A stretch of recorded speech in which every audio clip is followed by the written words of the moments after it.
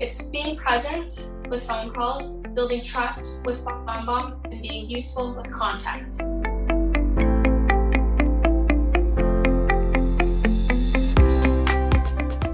Hi, welcome to the Realtors Conspiracy Podcast. I'm here today with Justin Wolcott from the Wolcott team. How are you? I'm great. Thank you so much for having me on today. Yeah, awesome. Thanks for sharing your story. So tell us a little bit your background about as a realtor. So I am part realtor, part general manager here with the Wolcott team. I've been with the team now for just over 3 years, but I grew up in real estate as my father started the company probably close to 30 years now. So I grew up in real estate, railed against it, went to journalism and PR, worked in marketing for a few years, and then came back a couple of years ago to help on the general management side of the team. So my day-to-day is actually helping our agents. There's 25 to 30 of them at any given time. And then also doing a few deals on the side. I oversee our Toronto sales division because I actually live there and commute into the Hamilton-Burlington area. Wow, cool. And then what would you say is one of your strengths that comes from your background, like not in real estate, that you bring into the team? Well, I mean, I have a pretty solid education and background in marketing. So I used to oversee our digital arm of the PR agency I worked at. So I'm able to leverage tactics, working from big companies like Kellogg's and Benjamin Moore, and use them on a smaller scale for our listing clients to help them really generate quality leads and grow visibility, which I think is something that a lot of people learn Facebook on their own, and having that real life experience and able to translate it has done really well for our clients in terms of visibility, especially as we work to capture those buyers that are moving from the east, right? Right now we're seeing a huge trend of buyers moving from Toronto, hence why we have the Toronto division to West. So, you can't reach them via print anymore. We're big believers in print, but digital is kind of where we have to go to reach those Toronto buyers. Yeah. Do you have any process for your leads online? Do you use websites, social media, a little bit of everything? Yeah, so we use a number of tactics. I'll go pretty high level into them, and if there's any questions you have, I can drill into them. Okay. So first, we work really closely with a agency in Toronto to work on our SEO. Our goal is to have potential buyers calling on our website so that they actually connect with an agent that's actually that has seen the property. So all of our buyer agents, before they take calls, have to see the properties that are listed for sale so they can speak knowledgeably about it. So we work with this agency to really drive up our SEO. So when people search one of our listing addresses, they reach one of our buyer agents. So it's more of an educated buyer experience from that perspective. Mm-hmm. We invest heavily in Facebook and Instagram advertising. Every single property that we have for sale. There's organic social media posts, which are great, but we do targeted digital ads for every single property where we create a couple of demographic profiles and have those leads funneled into our inside sales department so that we're having, quick lead reaction as soon as a lead comes in. Yeah, and having a 25 people team, you need to have those leads generated and them to be quick on their answers. Yeah, exactly. So, with 25 people, our goal is to make sure that we have leads coming in from a number of sources. So, I know a lot of smaller teams or single agents are referral only. I have to keep that lead funnel growing all the time and making sure that we're continually growing the business, right? Yeah. So that was the way to go. I mean, we generate a ton through print. So we are, I think, the only team now that advertises in Hamilton Spectator, Burlington Post, and Flamborough Review, because you still get people calling in on those quite a lot. And we do our Market Watch, which is a great lead generator. But, it's how do we continually fill that pipeline, right? Yeah.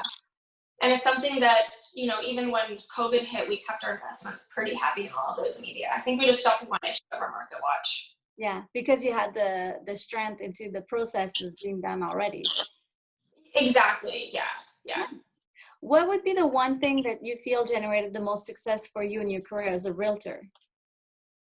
Honestly, having my dad to ask questions too. For me, the reason that I'm able to, work with clients in real estate is because I have the resources of the team. If there's and I think that's for most of the agents on the team as well, is if you come across a question, generally speaking, somebody else on the team has dealt with that. And if not, we were working on some assignment sales recently. Our team hadn't done an assignment sale before. I was able to work with our lawyer that we have in-house and the mortgage broker we have in-house and come together with some really great answers. And now we have a process for assignment sales. So it's really an education piece that helps me be a good realtor. Yeah, that's amazing. What would be like 3 actions every realtor on your team has to do on a daily or weekly basis to keep up? Call people. We're big believers in the phone. We've started to do bombs because bomb has been a really great tool for some of our newer agents. Yeah. Video is so important, and with COVID, we had to build trust from the outset without meeting people. So bombs have been a really big thing that we've been pushing with our team to help drive success with new leads and conversions. Mm-hmm.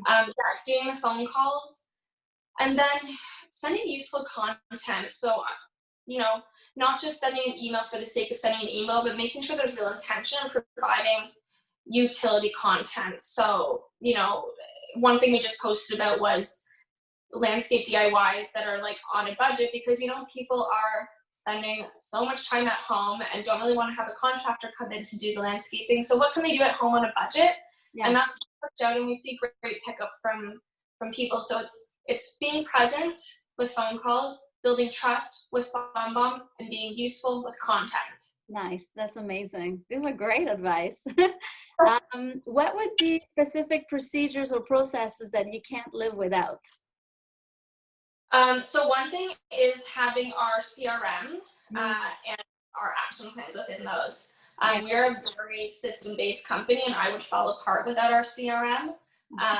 So again, I work with a few clients, but not many. But I know that our agents, from a perspective of client management and making sure that they don't lose a lead in the database, because some of them have like 1,000 or 2,000 contacts, is our action plans. I cannot live without them. And it helps me keep on top of, doing service calls to new clients. I don't have to think about it, just pops up. No one's going to remember to do everything.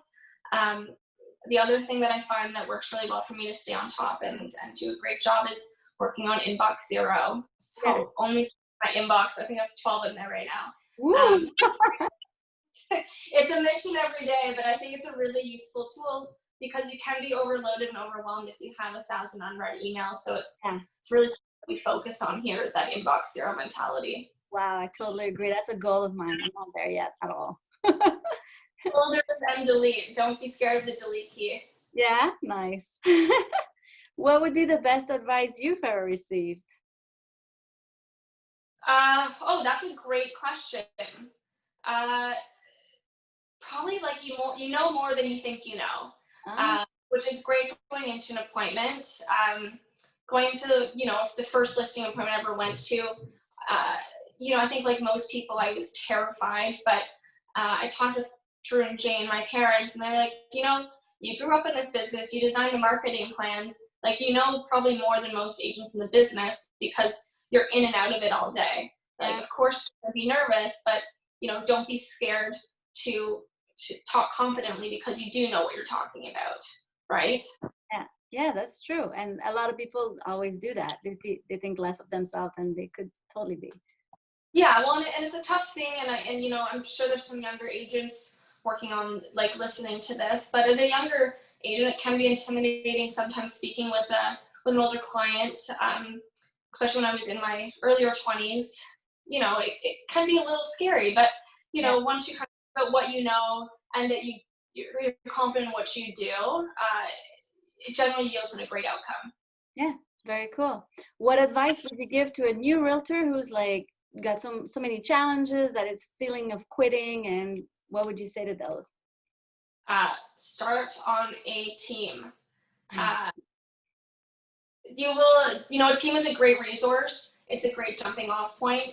It is very difficult to learn the whole industry without the support of a team unless you're at a really, really great brokerage. In right now, in this kind of atmosphere we're in, a team is a really, really great way to learn what goes on behind the scenes, how to fill in the forms properly, what clauses are there. You don't have to think about marketing. You can focus on driving your business, and you can start building your book of business with a team that already has name recognition. It's like any new brand coming out of the gate. It's very, very hard for a smaller or new brand to kind of make it in the face of big brands. And it's better to kind of step back, learn, and then kind of, if you want to go on your own after that, that's great. But for new agents, starting on a team and soaking up as much information as possible would be where I recommend starting. Nice, very cool, which is true because even agents I interviewed that are alone and now single in their business decided to start with a team, and that's how they grew to where they are. So yeah, and I think that that's an interesting insight there as well. Cool. And what business books or what education tool do you use, like podcasts, or what kind of person are you with personal development? What do I read? So I read a lot of digital marketing stuff. Number one, I don't really listen to a lot of podcasts, but I read a lot. So Tom Ferry, number one, in terms of his blog every day. Oh my gosh, what else do I read? I read a lot on Facebook. There's all the Facebook groups, so Real Estate Hacks is a really great Facebook group to get insights and kind of real-time expertise. I also have some one-on-one contacts with Facebook and Instagram where I'm constantly learning from them and from, other industries. And I think that's one thing that we can learn as an industry is to look at other businesses outside of real estate for ideas. And that's what we do is, what's this cool company doing? What's that doing? So I'm always on the lookout for cool marketing ideas. So instead of rather reading blogs or podcasts, I'm out looking at billboards and seeing what's cool and what works, or talking with my friends at advertising agencies to see what campaigns are working for a chip company, right? And how can I leverage a little insight from that into real estate and bring some unique ideas into there? So that's kind of where I'm learning stuff from. That's awesome. Instead of just being focused on what is the other team around the corner doing, and other teams are great. Yeah. I'll say that. I think that we all push each other to do better work. Competition is a really, really phenomenal thing for us to have, because otherwise we're just happy with the status quo. Yeah. We're, competing against a number of teams in the industry, in the area, and they push me to work harder than ever and come up with new ideas every day. Yeah, nice. That's cool. What are you excited about coming up in the future for the team and for yourself? I have something I can't announce yet, but it'll be very soon, so stay tuned on our social channels. It's a very exciting move, and it's kind of been all of my energy recently. Wow. It has to do with a little bit of market growth. Okay.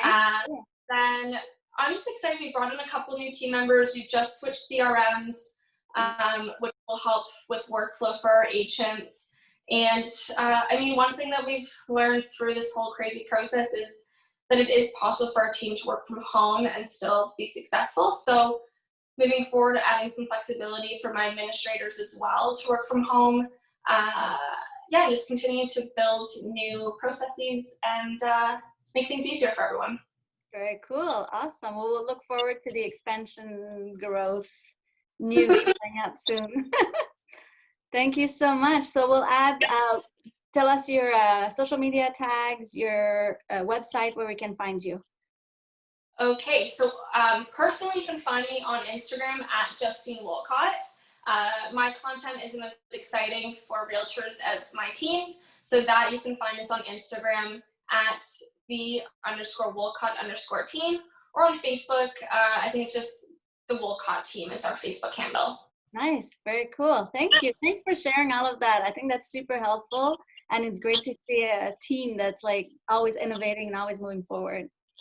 Of course, well, it was a pleasure to join on and talk a little bit about it. Thank you. Awesome.